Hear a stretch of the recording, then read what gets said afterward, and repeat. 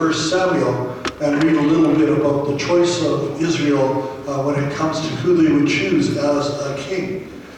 First Samuel chapter 9 begins, there was a man of Benjamin whose name was Kish, the son of Abiel, the son of Zeror, the son of Bechorath, the son of Aphiah, a Benjamite and a man of wealth.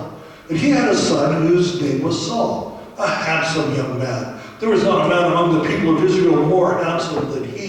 From his shoulders upward he was taller than any of the people. Now the donkeys of Kish, Saul's father, were lost. So Kish said to Saul his son, take one of the young men with you, and arise, go and look for the donkeys. And he passed through the hill country of Ephraim, and passed through the land of Shalashah, but they could not find them.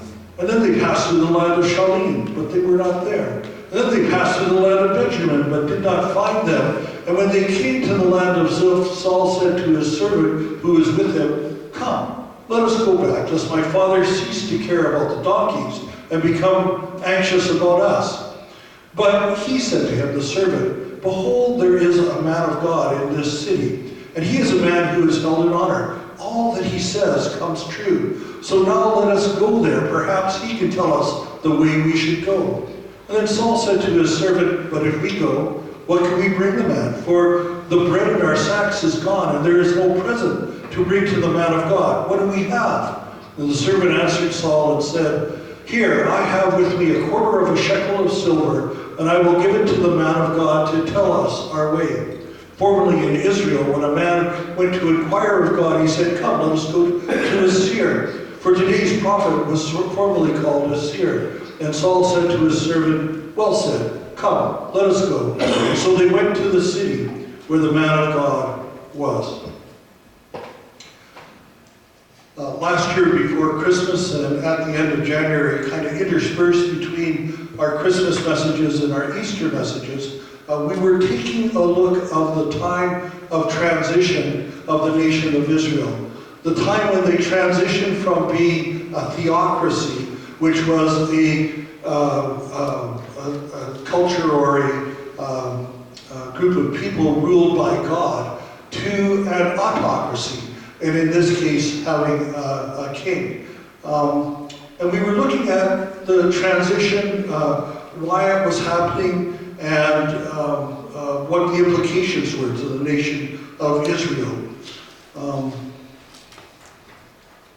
God's desire was that the nation of Israel would become a nation of priests, a holy nation, and it would influence the kingdoms surrounding them, compelling them to join with Israel and walk in faith of God.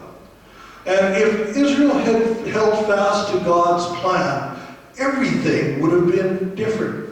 But unfortunately, as we read through the book of Judges and we look at how the nation of Israel deals with its first entrance into the land of Canaan, we find that they kind of vacillated. At certain times, they were in great respect and wonder with the Lord and were walking with Him, and there was worship with the Lord, and everything was going well because the judge, the person who was in control, was a good judge. And then almost right after that, they would fall into disrepute and disrepair. There would be people who would be doing evil things in their midst, and everybody was doing whatever they wanted to do. It became a time when everybody did what was right in their own eyes.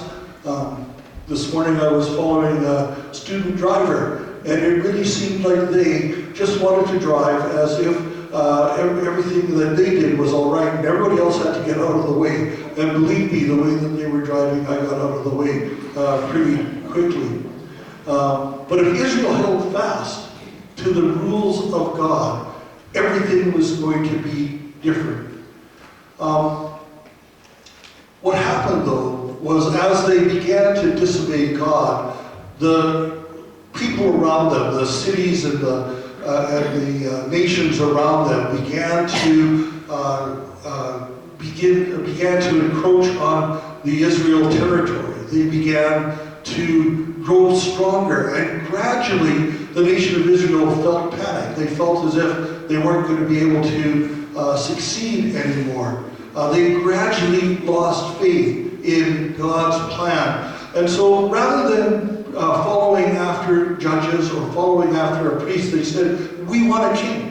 We want a king just like everybody else has, and we want a king who's strong enough to draw us together, wise enough to be able to lead us into battle, strong enough to be able to hold the armies together, and we want everything just like the rest of the nations have, because it's too hard to follow after God.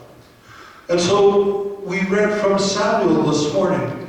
Samuel was the last person in the line of priest rulers or prophet rulers of the nation of Israel. After him come the kings. And so Samuel becomes very crucial in the fact, or very crucial in the process of choosing a king. If you had to choose a king, how would you choose him? What sort of requirements would a king have to have for you? Well, I don't know if it's meant to be strange or funny or not, but it really seems like the scripture wants to poke fun at the way that we as people look at people in power and look at people who are kings. Notice what they say is important about this man, Saul, who is going to be anointed king. Notice what they say is important to the people who are around them. Verse 1 says, there was a man of Benjamin whose name was Kish, the son of Abiel, the son of Zeror, the son of Bechorath, the son of Aphiah, a Benjamite, a man of wealth. If you want to be a king, it's helpful that your dad is really, really wealthy. I grew up in a very posh neighborhood of the city of Edmonton, at least walking distance. Our house was nothing to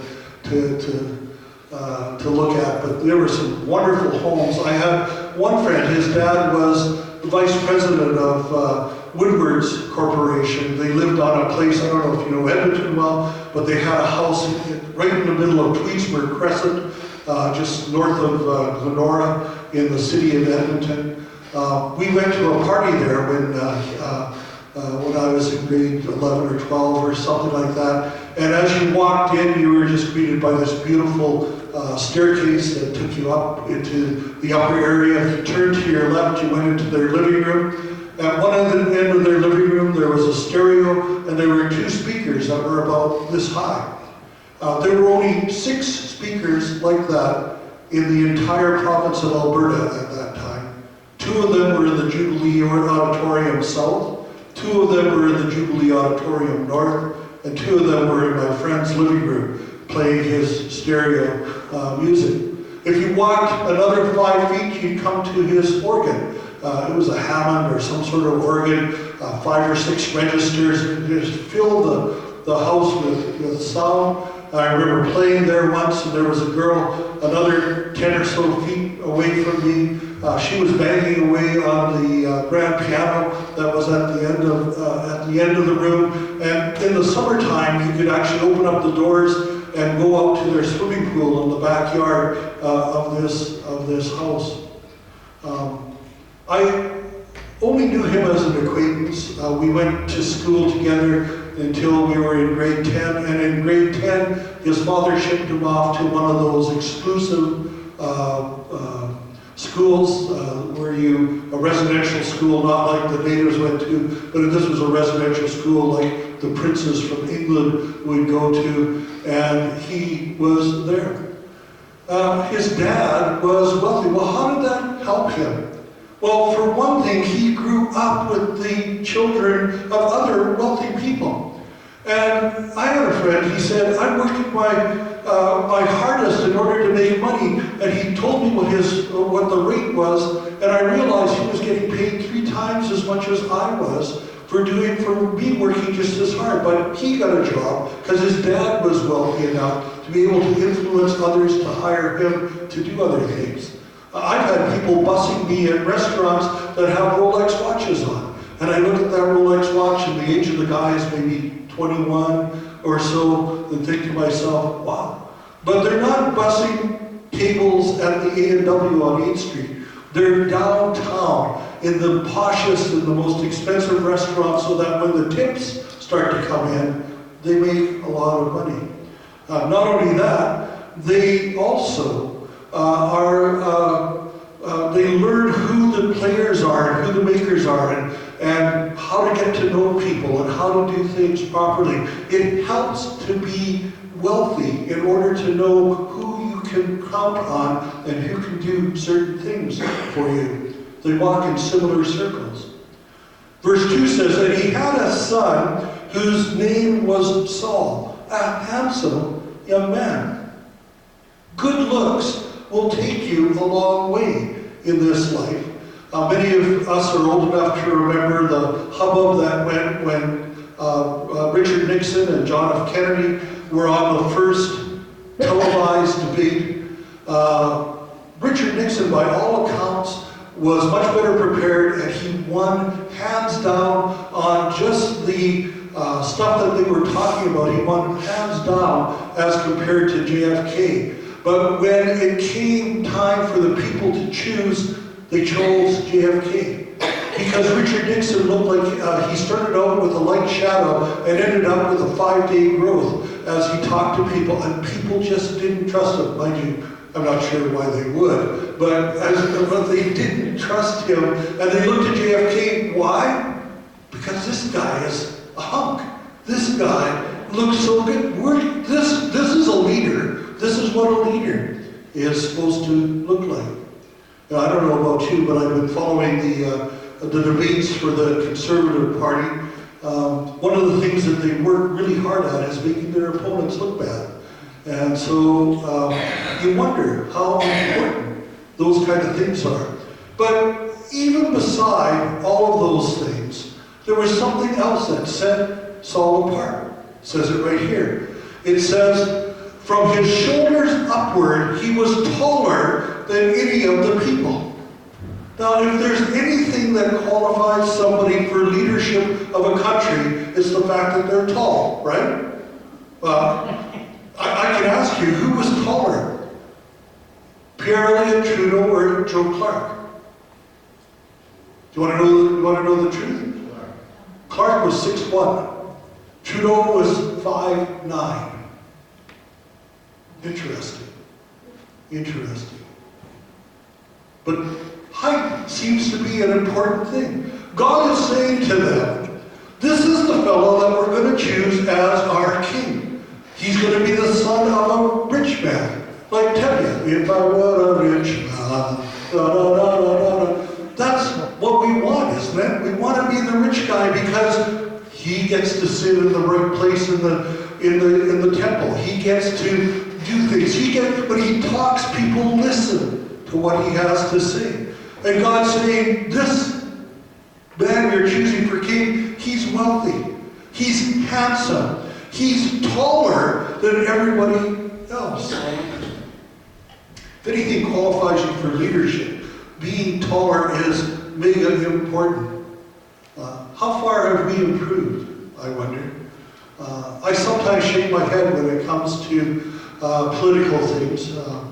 I don't hear anything when I shake my head because it's empty, but I do have a tendency to shake it. I get grieved when I hear about the processes that are involved. I get grieved when I hear that cabinet has to be split 50-50 between men and women, and there has to be a certain number of this genetic group, and a certain number of this kind of group, and certain old people and young people, and all of those things. We've got to have all of those pieces together, otherwise we're going to die. And I wonder to myself, why don't you just pick the most qualified person who gets things done? Why? Because we're people. Why? Because even in Old Testament days, we chose for the wrong reasons. What are you looking for? The scriptures go on to say, now the donkeys of Kish, Saul's father, were lost. So Kish said to Saul his son, one of the young men with you, take one of the young men with you and arise and go look for the donkeys. And he passed through all of these different places. Finally, he says in verse 5, he says, come, let us go back, lest my father cease to care about the donkeys and become anxious about us. Well, Saul had some very strange qualifications for being chosen as king. Probably he also had some really important things that were part of his character. What sort of man was he? He'd been asked by his father Kish to search out the lost donkeys, and he does a thorough job. It's as if Kish himself had gone out to look for his own donkeys. This is the way that Saul went after these donkeys. He didn't leave any stone unturned. He went as far to the east as he could, as far to the north as he could, as far to the west as he could, as far to the south. He searched all over the place looking for those donkeys. Why?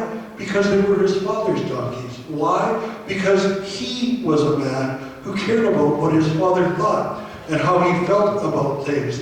And perhaps most telling of all is all the time Saul was looking for donkeys, he had the best interests of his father in mind.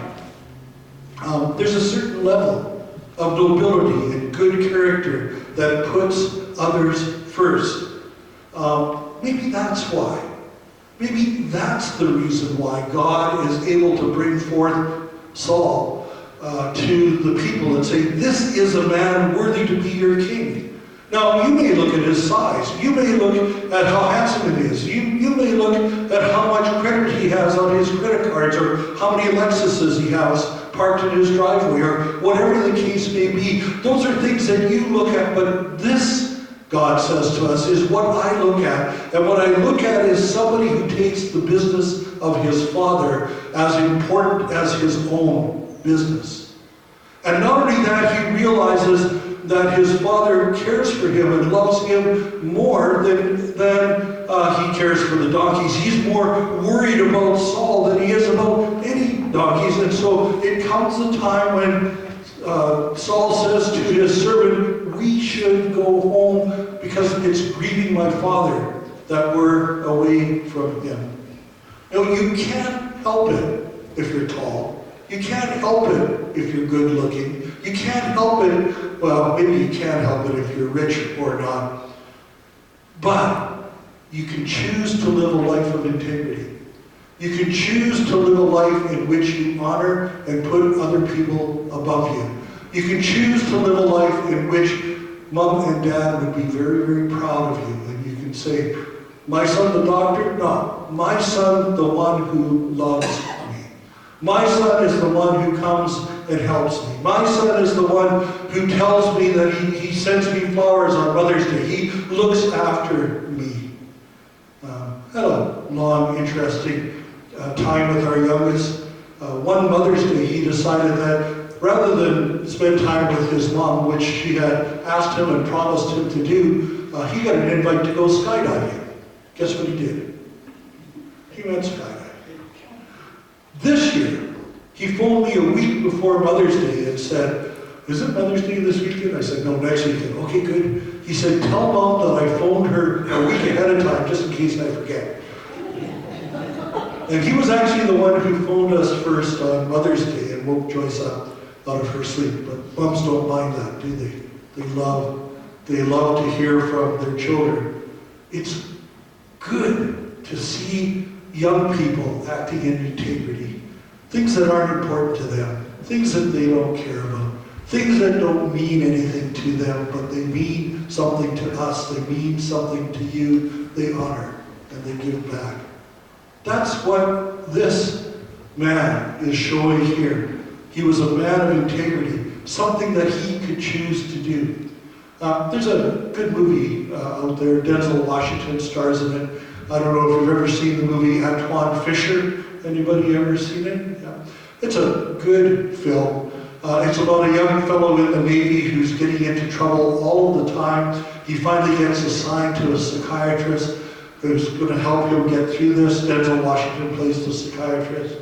And as his life unravels, we begin to see that this boy was the subject of great abuses from spiritual people, from people who were onto drugs, from people who were doing all sorts of other things. This man was given every opportunity to stumble and to fall. and to end up at the same level as the people around him. But the message of the film is that this man rather chose to be the best that he could be. And even in his choices, it wasn't something that was easy for him. It was very difficult, and it caused him a lot of pain, and it caused him a lot of trouble in his life. But he was willing to do that because he chose to be a man of integrity. And it's a good little film if you ever want to watch it. And I think that that's what we find in Saul. We find a man here who unfortunately has all of those things that hold us back in life. He was rich, he was handsome, and he was tall. You know, like me. No. Maybe like Keith, I don't know. But you know, we don't always have all of those gifts, but we can choose to be people of integrity. And that's what God wants us to do. Saul goes on to say this. He tells him, well, we should go back to your dad. But the servant responds to him. And the servant says, behold, there is a man of God in this city, and he is a man who is held in honor. All that he says comes true. So now let us go there. Perhaps he can tell us the way we should go. We learn later on that Saul struggles in his life. We're told in the scriptures that an evil spirit comes and gives him all sort of grief later on in his life. But in his early life, Saul wasn't bothered by evil spirits and those kind of things marring his way of looking at life. He's still making insightful choices. His father vaguely tells him, oh, by the way, take one of the men with you when you go and look for the donkeys. And so Saul chooses the servant. Now we're never told who the servant is, by the way. But he's told to go with someone, and so who does Saul pick? Saul picks someone whose character is unquestionable. I like this guy. He too understands, along with Saul, that Saul is more valuable to his father than 1,000 donkeys. He doesn't go to Saul and say, oh, if we go back without the donkeys, we're going to be in big trouble, and maybe your dad's going to be mean to us. He doesn't say that. He says, oh, that makes perfect sense to me. You're right. Absolutely right. We need to get back to your dad as soon as we can. Let's go. And then he says, oh, but there's something we haven't tried yet, and I think we should. See, Samuel doesn't just choose one person out of his group. He chooses a very specific person. And when he comes to him and asks him for advice, immediately the person that he's chosen tells him some very important things. He says, I know where to find the donkeys that we haven't looked yet. Let's go find God and find the prophet of God that we know of. He will not allow things to fall to the ground. Now, Saul could have chosen anybody of his master's, of his father's men.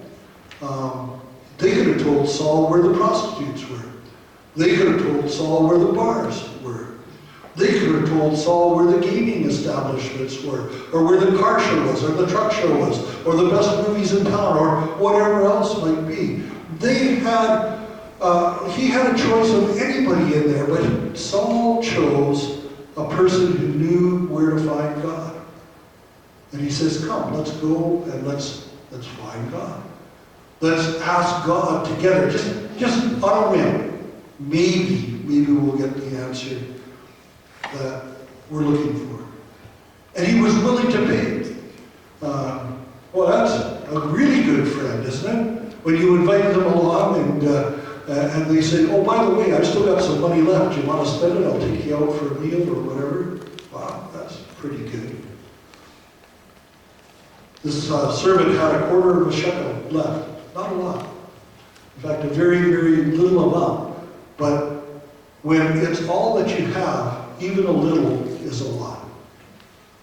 And that's what we're seeing from this servant, that he's giving him everything that he has in order for God to be known. You know, we often find ourselves at the limits of our human experience. We've gone as far as we could. Like Don asked for prayer this morning as we get older. Sometimes we hit a wall. We hit that place where we wish we had more to do and better understanding and those kind of things. I hit a wall in February of this year. It took me 45 days or so to climb out of that. And I'm doing 100% better. But I'd like to be doing 200% better, if you understand that. God can take us the rest of the way. I believe that, and I hope that you believe that. And what he's really saying to the nation of Israel, I think, in this passage of Scripture, is he's saying, as foolish as your ideas about what a king is, remember that there's lots of handsome guys out there. There's lots of people who are wealthy. There's lots of people like that. But what's important for you to know is that there are just very few people of integrity, and we know that. And there's very few people who know how to surround themselves with friends that are well-meaning and kind. And by the way you do that is to be yourself well-meaning and kind. Learn to look past the externals. Unlike the world, we shouldn't choose our leaders based upon some incongruous things that are part of their life. Otherwise, we'd all be leaders, because when it comes to handsomeness, well, we just all fit into that category so well. Look for people of integrity. Find people of integrity, and when they don't show integrity, you know what to do with them. And surround yourself with friends and people and acquaintances who are good for you. And you know who they are. And if you don't know who they are, ask your most significant other, and they'll tell you who they are. Surround yourself with those who are good for you. May the Lord bless His word to us today.